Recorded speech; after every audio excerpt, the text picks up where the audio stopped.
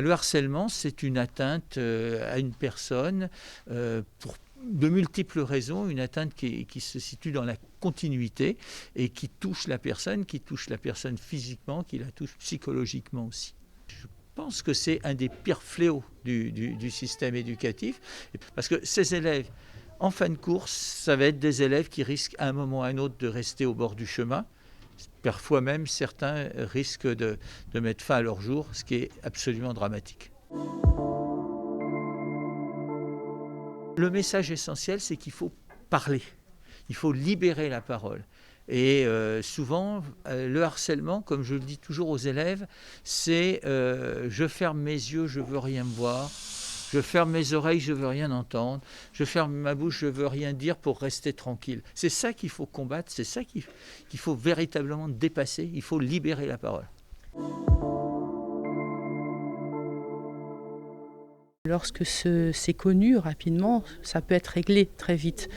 Mais parfois, ce n'est pas le cas. Ça se passe dans des coins un peu isolés. Les enfants n'osent pas parler et c'est quand la durée devient trop importante que ce phénomène peut devenir très compliqué, voire dangereux. Alors, ça peut être l'isolement, la tristesse, le désengagement scolaire, l'absentéisme.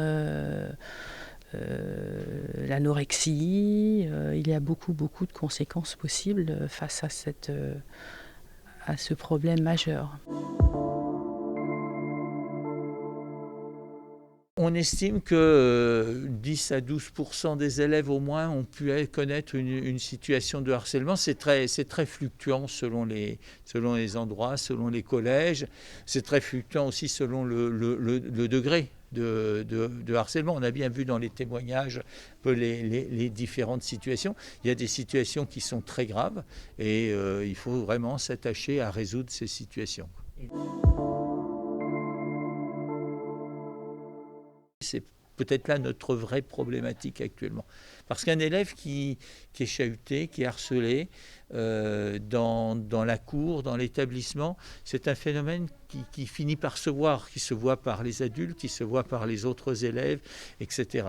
Mais un élève qui subit du cyberharcèlement seul, chez lui, avec son portable, c'est terrible parce qu'il finit par s'enfermer sur lui-même et c'est là que ça devient dramatique.